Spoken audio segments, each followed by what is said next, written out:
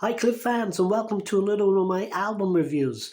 And today I want to give you my review of the 1976 album I'm Nearly Famous. And why I'm doing this one again, I did it before, is because this year marks the 50th anniversary of this absolute classic album, which got to number 5 in the UK album charts back in 1976.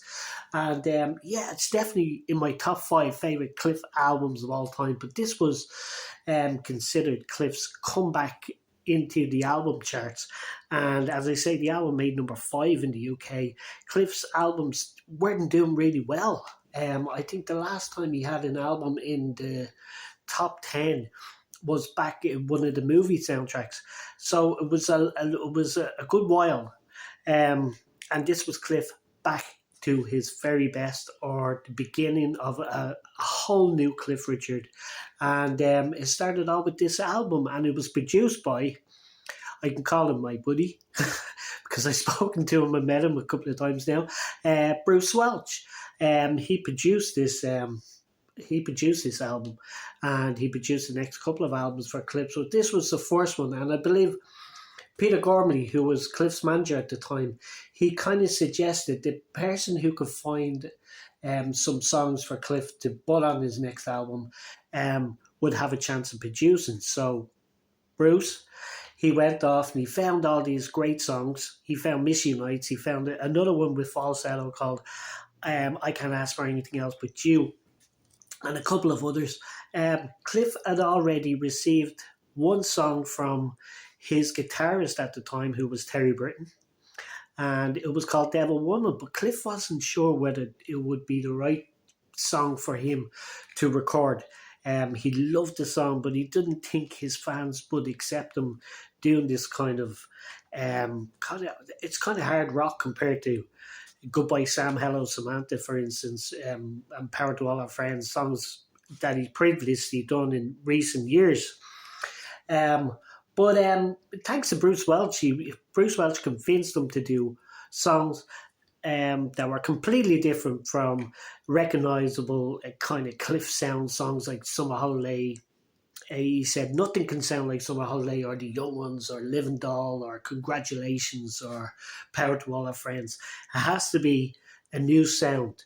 And this album certainly did that. And as I say, it was the beginning of a whole new career for Cliff.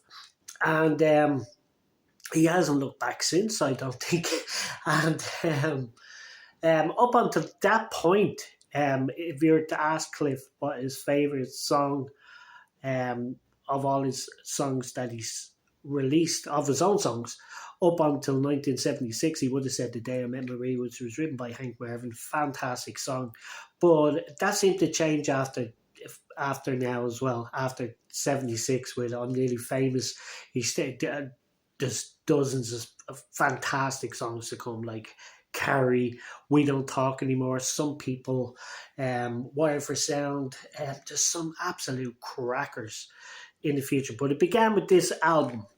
And the album had 3 singles. So it had Miss You Nights, which got to 15, only number 15 in the UK charts, and only reached 100 in Australia, which is kind of sad, because even now, if you're to do a Cliff poll, it would usually that one and Ocean Deep always come up as the fans' favourite Cliff song. And yeah, it's either going to be number 1 or number 2 in a poll of favourite Cliff songs by his fans. In April 76, they released Devil Woman, groundbreaking. It got to number 9 in the UK charts, but even better than that, it got to number 6 in the US charts, and that's thanks to Elton John and his Rocket. EMI America turned it down. They said Americans aren't excited by Cliff Richard music. Elton, on the other hand, heard the album and he said, no, I can promote this in America. And he was right. And he got Devil Woman into the top 10. In Australia, it got to number 3, and it got to number 5 here in Ireland.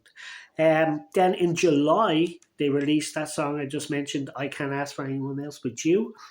Cliff singing falsetto, which was a thing at the time. It's most famously by the Bee Gees, but everybody was doing falsetto except for Cliff at the time. He did little bits here and there before this, but this half of the song is in falsetto, and just a fantastic track.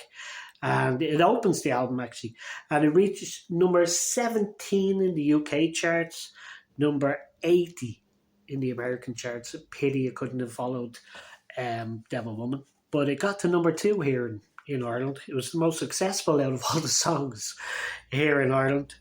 From I'm Nearly Famous, the biggest single was I Can't Ask for Anyone Else But You. Who knows why these things happen? But anyway, in the US album charts, this album reached number 76, which is Cliff has always said that you could have. Cliff has had 30, I think it's 30 songs on the Billboard charts, somewhere on the Billboard charts. Obviously, the biggest one being Devil Woman, and We Don't Talk Anymore also made the top 10 as well in the Billboard charts. But there's about 30 spanning over Cliff's career, but he's still unknown. And Cliff puts this down to that. Unless you have a successful album, you haven't really cracked America. And Cliff has never, unfortunately, had a successful album he's had a couple of in America. He's had a couple of successful singles, but not albums. Anyway, I'll go through the tracks because they're like, I love even saying the names of some of these songs. Like, just absolutely fantastic. Opens with that song, I Just Can't Ask for Anyone Else But You. And then it goes into It's No Use Pretending. And I must say, I did a review of this at Christmas time, or just after Christmas, on the podcast that I'm involved in, David Ghostly Will's We Say Yeah. And I did that podcast with Darren Price, who you'll probably see on Facebook, and you'll see he does be involved with Cliff Richard Radio as well. He's a big Cliff fan, and he puts this It's No Use Pretending as his favourite song on the album. He absolutely loves that. I agree, it's one of the best songs on the album, but it's really hard to pick a good song on this album. For me, I'd probably go with Devil Woman. I think that's just groundbreaking. Followed by I'm Nearly Famous. What a track, written by the same guys, Allison and Stills, who wrote It's No Use Pretending. Such a great rocker. I absolutely love it. The next one is, as I said, I met Bruce Welch, and I've spoken to him a couple of times on the phone. And when I was asking him what his favourite Cliff track of all time was that he produced, he mentioned 2 songs. He mentioned Honky Tonk Angel, which is the famous one that Cliff refused to promote. And then in recent years, he said it was kind of foolish that he stopped promoting it. He mentioned that one. He thinks that's a fantastic single. And this next song, which is the 4th song on the album, it's called Lovers. Absolutely beautiful song. That's one of Bruce Welch's favourite Cliff songs. Follows another Allison and Stills track, Junior Cowboy, which is a fan favourite. It's just a great track. There's some video footage of him singing it on his TV show around this time. I absolutely love it. And then followed by one of the most famous songs on the album, Missionites, which closes side 1, because we used to deal in vinyl. Now it's CD, so it's not the end of anything now. It's only the 6th song now on the CD. But back in the day, it was the end of side 2. Missionites, just what can we say about Missionites? Just as I say, it's a fan favourite. It's either going to be, it's either that or Ocean Deep. It's going to be voted the favourite by fans. So opening side 2 is one of my absolute favourite Cliff recordings of all time, and it is I Wish You'd Change Your Mind, which I mentioned on the podcast. I absolutely love. Followed by Devil Woman, which Cliff has actually said in the past that if a Martian landed on the planet and he had to explain what he did for a living. He would play him, Devil Woman, from all the recordings he recorded. Absolutely fantastic. And the next song was written by John Reid, and it's a beautiful gospel track. Now, I'm not sure whether Bruce knew that it was gospel track, because Bruce tends not to have anything to do with gospel music. But a lot of these gospel songs that Cliff recorded around this time are kind of disguised as just beautiful love songs or beautiful like poetry stories. But this is a gospel song, and it's one of Cliff's best gospel songs. Absolutely love it. Then probably one of the most fun tracks, which is written by Ken Gold, and it's called "You Got to Give Me All Your Lovin'." Absolutely love that track. Think I loved it more years ago, but I still actually love it. Another one of my absolute favorite Cliff songs of all time, written by David Pomeranza, who later wrote "I Still Believe in You" for Cliff in 1992. But he wrote this beautiful song in '76, and it features on this album, and it's called "If You Walked Away." And I absolutely love that track. Yeah, beautiful. You can actually hear a version by David Pomeranza if you have Spotify. I listen to that version as well. I prefer Cliff's, but it's a nice version as well. And then the album closes with another Allison and Still song, "All Right, It's All Right," which is a great end to the album as well. So overall, I would give this track 10 out of 10. It has to be 10 out of 10. Such a great album. Yeah, it's just, as I say, it's groundbreaking. In that podcast I did, the We Say Yeah, which you should check out, it's up on the We Say Yeah Facebook page, and you'll find it on Podbean and all that, where with Darren Price and myself and David Cosley Wills talking about this album, 50 years. On that podcast, we actually mentioned that we were actually dedicating it to the memory of one special guy who actually arranged all the vocals on this album, and his name was Tony Rivers, and he was such an amazing talent. Cliff has described Tony as a person who just thinks in harmony. He was a Beach Boys absolute fanatic. So is his son Anthony Thompson, which you can find on the We Say Yeah as well. A fantastic interview. I've listened to that interview twice actually, because I love the passion he has of just talking about his dad so proudly.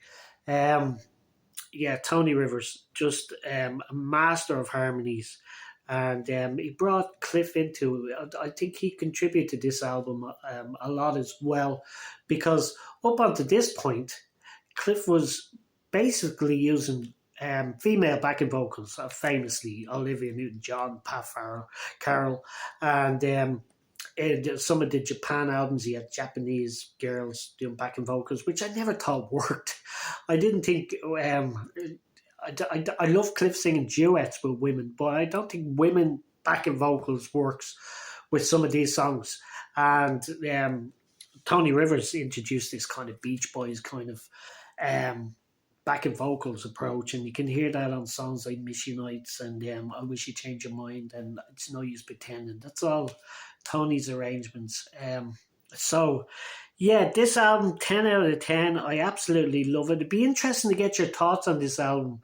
Darren Price on that podcast as well doesn't believe that we would have the legend that is Cliff as he is now today without this album. He said you wouldn't have had the event for sure.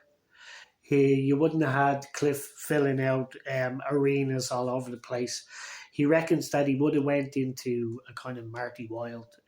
Nothing against Marty Wilde, but Marty Wilde plays all these little small venues, and that probably would have been the way Cliff would have went if or for me, he would have either done that or got into a bit more acting like Adam Faith did. But fortunately for us, this album changed everything, and we get the album that shapes Cliff's career for the next 50 years, and long may it continue. And so it's thanks to Cliff, it's thanks to Bruce Welch, it's thanks to Tony Rivers, and it's thanks to everybody involved in this album. Happy 50th anniversary. I'm Nearly Famous.